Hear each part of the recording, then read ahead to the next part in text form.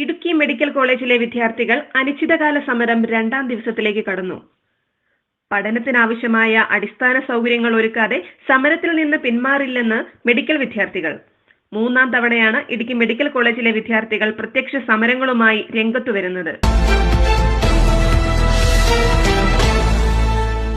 കഴിഞ്ഞ ഒരു വർഷക്കാലത്തിനിടെ ഇത് 3ാം തവണയാണ് ഇടുക്കി മെഡിക്കൽ കോളേജിലെ വിദ്യാർത്ഥികൾ സമര പ്രക്ഷോഭങ്ങളുമായി രംഗത്തു വരുന്നത്. 1ഉം 2ഉം വർഷങ്ങളിൽ ഉൾപ്പെടെ 200ഓളം വിദ്യാർത്ഥികളാണ് മെഡിക്കൽ കോളേജിന് മുന്നിൽ സമരം ആരംഭിച്ചിരിക്കുന്നത്. ആവശ്യമായ അടിസ്ഥാന സൗകര്യങ്ങൾ ഒരുക്കാത്തതിൽ പ്രതിഷേധിച്ച് മുൻപ് 2 തവണ ഇവർ സമരം ചെയ്തിരുന്നു. 45 ദിവസത്തിനുള്ളിൽ എല്ലാ സൗകര്യങ്ങളും ഒരുക്കുമെന്ന് ഓരോ സമരത്തിലും അധികൃതർ ഇടപെട്ട് വാഗ്ദാനം നൽകിയിരുന്നു. എന്നാൽ മാസങ്ങൾ പിന്നിട്ടിട്ടും മാനേജ്മെന്റ് നൽകിയ ഉറപ്പിൽ ഒന്നുപോലും പാലിക്കപ്പെട്ടിട്ടില്ലെന്നാണ് വിദ്യാർത്ഥികളുടെ ആരോപണം.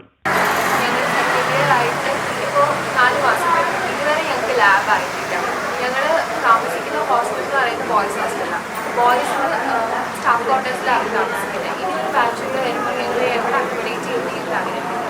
ഞങ്ങൾ പഠിക്കുന്ന കാര്യത്തിൽ നോക്കുകയാണെങ്കിൽ ക്ലിനിക്സിൽ വരുമ്പോൾ ഇവിടെ ആവശ്യത്തിന് പേഷ്യൻസ് ഇല്ല, ആവശ്യത്തിന് കിടപ്പ് രോഗികളില്ല, ആവശ്യത്തിന് ഓപ്പറേഷൻസ് ഒന്നും നടക്കുന്നില്ല.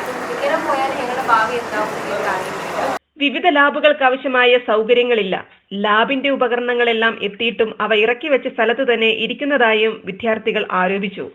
വേണ്ടത്ര ലെക്ചറൽ ഹാളുകളില്ലെന്നും പഠിപ്പിക്കാൻ വേണ്ടത്ര പ്രൊഫസർമാർ ഇല്ലെന്നും ഹോസ്റ്റൽ സൗകര്യം ഒരുക്കാത്തതുമെല്ലാം ഉന്നയിച്ചാണ് വിദ്യാർത്ഥികൾ ഇന്ന് 3ാം തവണ സമരം ആരംഭിച്ചത്.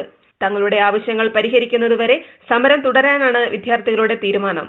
News bureau, Idukki.